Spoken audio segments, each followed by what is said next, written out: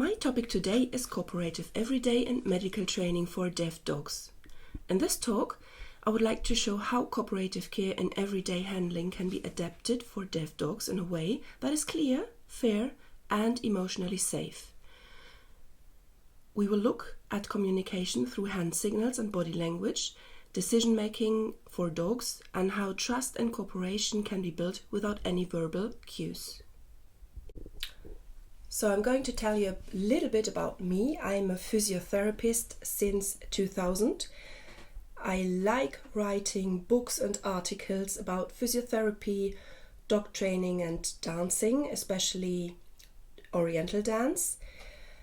I'm an international lecturer and workshop instructor, and I love being a certified trick dog instructor, canine conditioning fitness coach. I'm also an animal actor evaluator and a stunt dog judge. And in 2025, I also became a cooperative care trainer.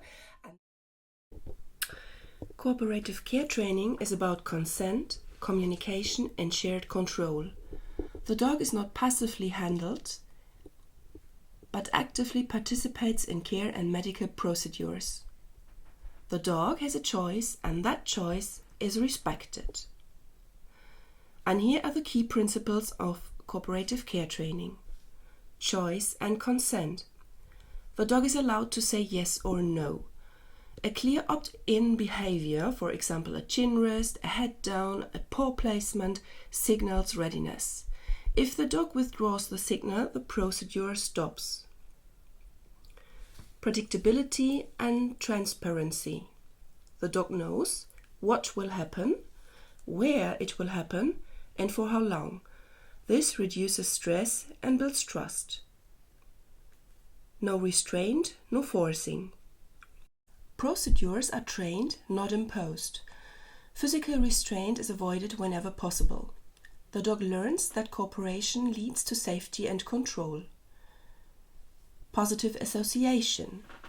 Care actions are paired with calm reinforcement. The emotional state matters more than speed or completion. Clear start and clear end. Each exercise has a defined beginning and end. This gives the dog orientation and prevents emotional overload. Shaping and gradual progression. Procedures are broken down into very small steps. Looking at tools, touching tools,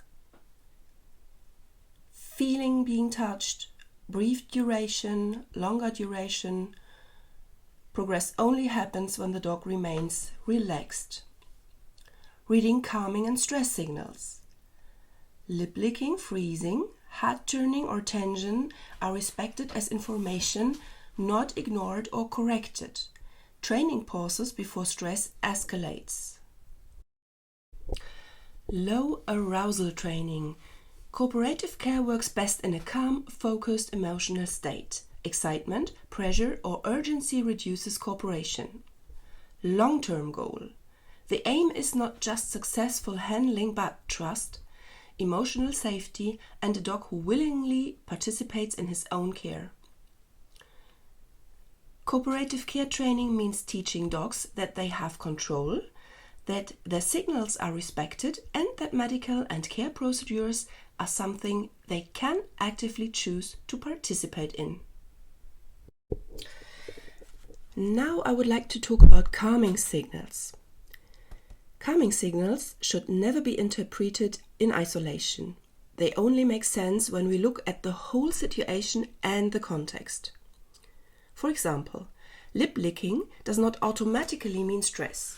It can also mean the dog is hungry or has smelled something tasty nearby. Yawning can simply be a sign of tiredness. However, in a training context, it is very often a calming or stress-related signal. Barking is especially complex. It can express joy, excitement, or interest. It can be cheeky. The dog may be demanding a treat, but it can also be a clear signal of stress or frustration.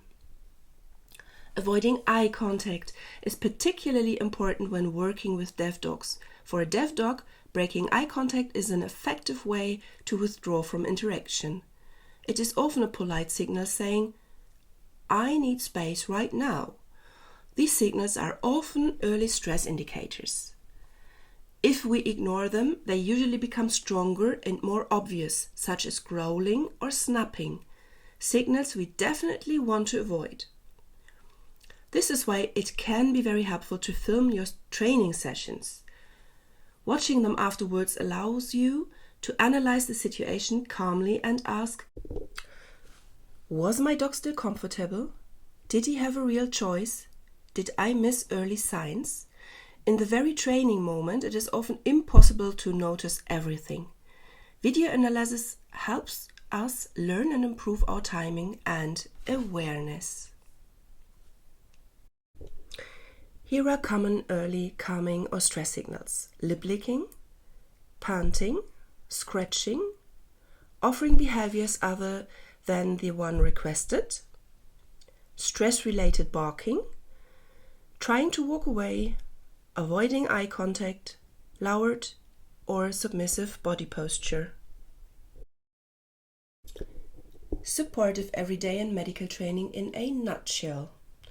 Supportive everyday and medical training is not primarily about techniques, it's about emotions. The goal is to create positive emotional associations with situations that are part of daily life and medical care, handling, grooming, examinations and procedures that are often stressful for dogs. This approach is based on trust and cooperation, not on obedience. We aim for willing participation instead of tolerating or restraint. Clarity is essential, especially for deaf dogs. Clear communication and predictable routines reduce uncertainty and help the dog feel safe in challenging situations. Choice plays a key role. Allowing the dog to pause or opt out temporarily strengthens confidence and deepens the human-dog bond. At its core, this training is about joy, trust, and connection, and these form the foundation for cooperative behavior in everyday life and medical context. Now I would like to talk about the differences between trick training, cooperative care training, and traditional medical training. Trick training is based on initiation behavior through clear hand signals and body language. The visual cue starts the behavior, for example, a raised index finger for a sit, a lowered flat hand for a down, or another distinct hand signal that tells the dog what action is expected. This form of training relies on positive reinforcement methods such as luring, shaping, capturing, and mimicking. The dog learns by observing, experimenting, and actively participating in the learning process rather than being physically positioned. Rewards can vary and may include food, toys, or play, depending on what motivates the individual dog. The aim is to build enthusiasm while avoiding over-arousal so the dog remains focused, relaxed, and emotionally available. Trick training supports the development of motor skills, coordination, and body awareness. Over time, individual behaviors can be combined into more complex trick sequences, allowing fluent and creative movement patterns. At its best, trick training is playful, motivating, and mentally stimulating, strengthening skills, confidence, and the human-dog relationship. Traditional medical training often works with verbal cues, in our case with hand signals and body language, combined with high-value treats. The focus is usually on getting through a procedure successfully, for example, an examination, an injection, or a grooming task. In many cases, the dog tolerates the situation rather than feeling truly comfortable. From the outside, the behavior may look cooperative, but internally, the dog can experience a conflict between wanting the reward and wanting to avoid the situation. This approach prioritizes completion of the task. Emotional safety and the dog's subjective experience are often secondary, even if the training is reward-based. Cooperative care training follows a fundamentally different approach. It is based on voluntary participation. There are no commands. Instead, the dog is invited to participate, and luring is used as guiding for guiding the dog. Handlings, tools, and medical procedures are carefully and positively conditioned or reconditioned. Reconditioned means if there already is a negative association with something. The dog learns not only what will happen, but that he has control over the process and the pace. The core focus is emotional safety, trust, and consent. A procedure is only meaningful if the dog feels safe while participating, not simply if it is completed.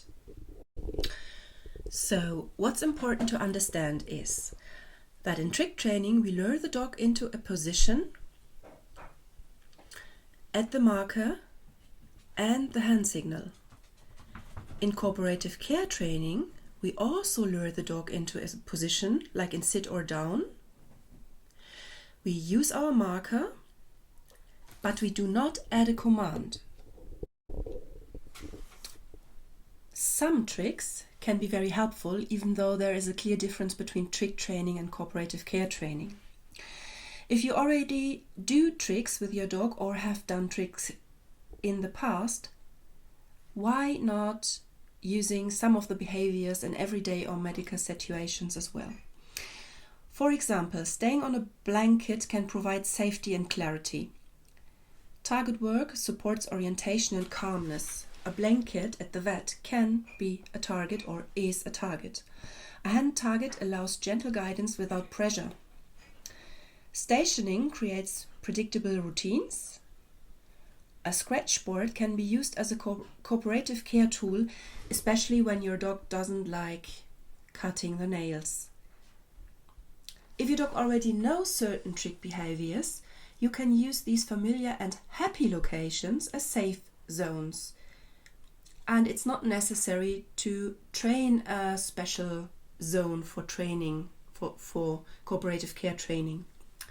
Positive memories help the dog feel grounded, secure, and emotionally safe. Good news, everyone! You've survived the dry theory section. Now we will switch to the practical part.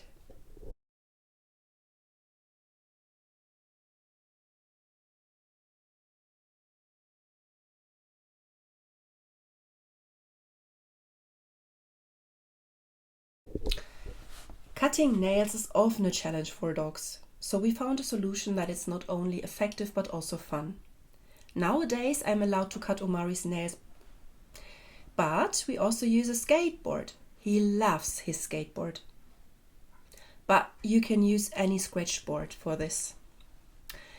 I'm using a trick here, which he already knows. So Omari already knows how to touch objects when I indicate that, and that is very helpful for nail care. The skateboard is set up quite steeply, and when I change the angle, I lure him upwards. He can't really climb it, but he's able to step onto it.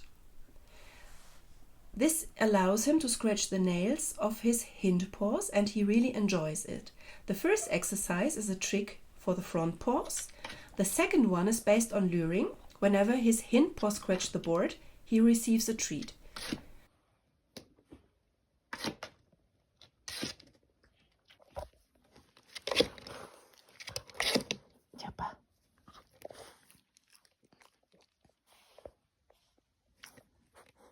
Na komm.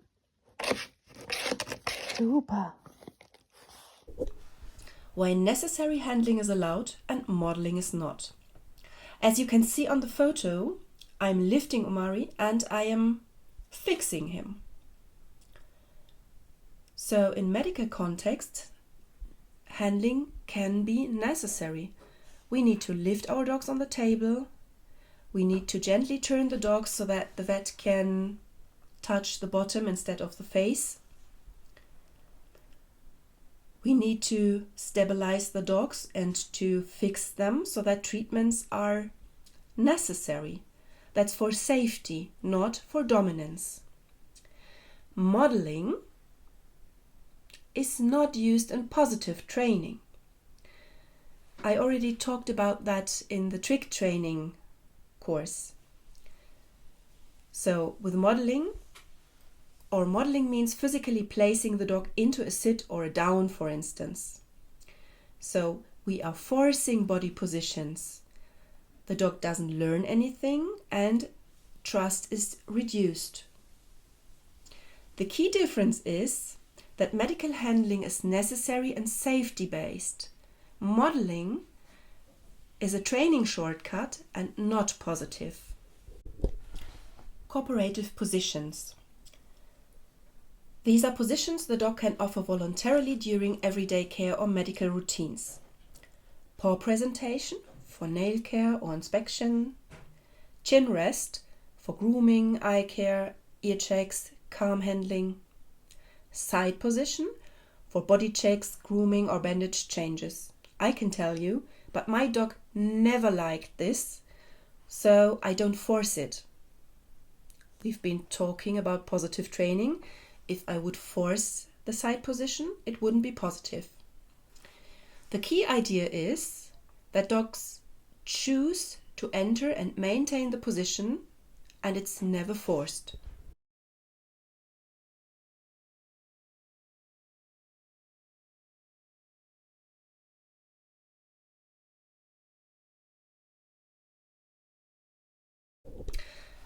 If we want to use new objects, it's important to introduce them because we want to reduce being anxious. If there's already a negative association, we can reintroduce them and try to build positive feelings. So we show the object at a distance and always have a look that there are no calming signals. So as you see on the first photo, I am showing the new object and immediately show the thumb up. Afterwards, he would have received a treat. So step by step, I'm moving the object closer in very small steps.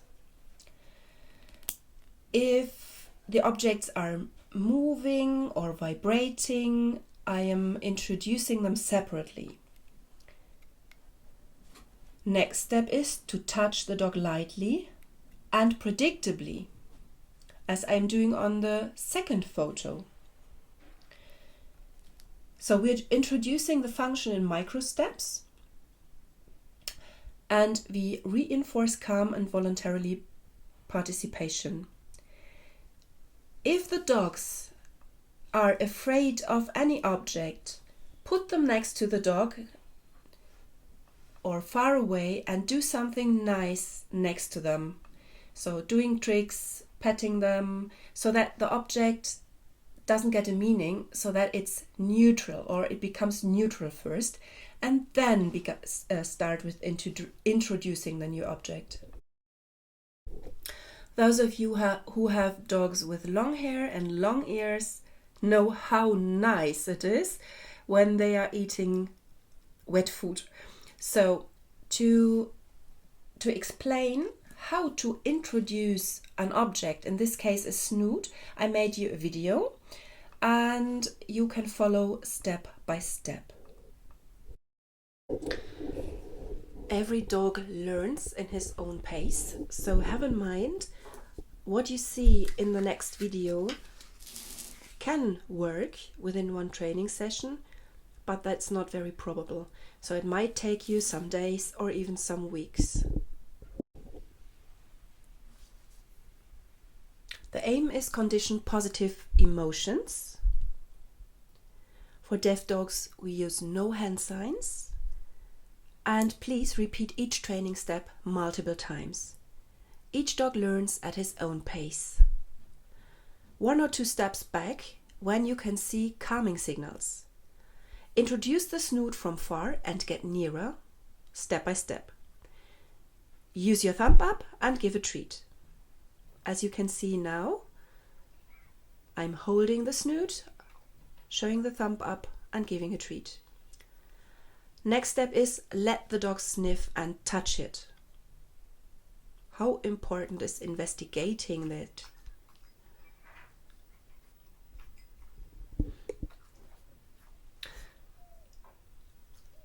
Place your hand through the snoot and reward.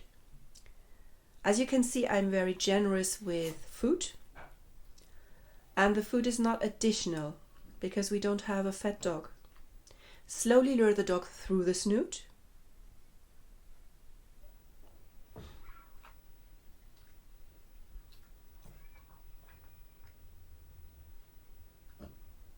And then let the snoot remain for a very short time on the head. And then you can elongate the time.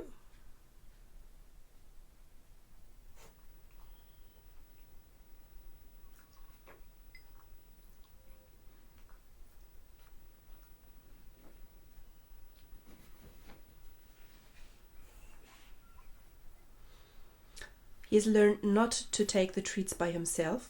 That's very important as well.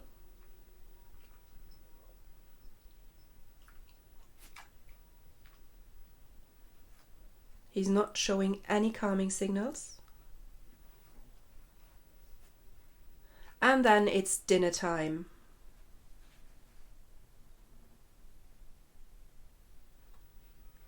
Well, he's not eating immediately because for him it's a bit strange. He's allowed to eat from the food bowl with the treats.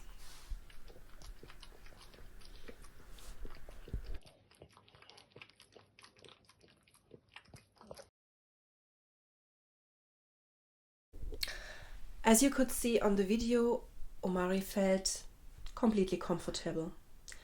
Using food while the dog feels uncomfortable can be problematic. The dog is torn between wanting the food and wanting to avoid the situation. We don't want him to be in a conflict. We don't want him to learn helplessness.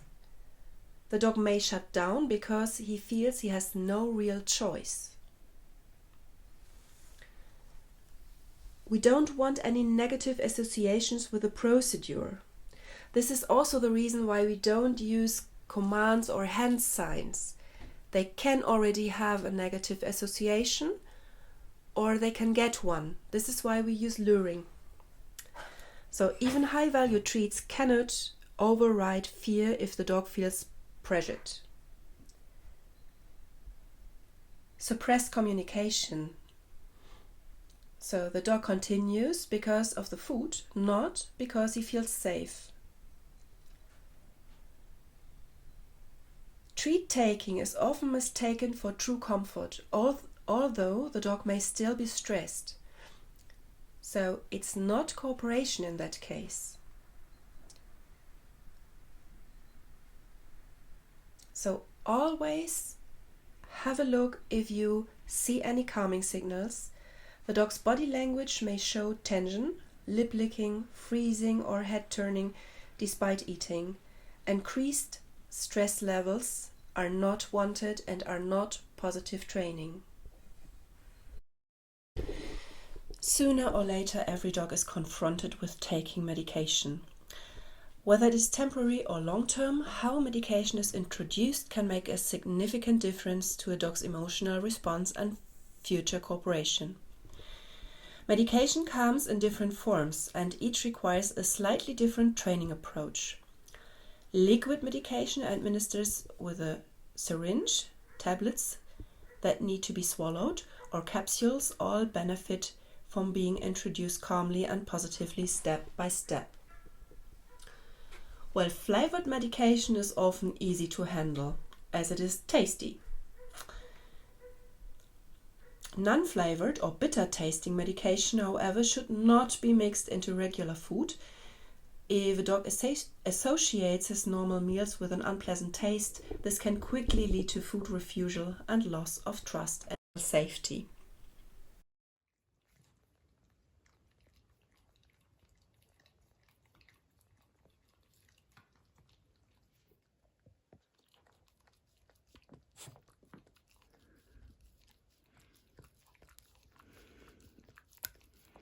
Super gemacht.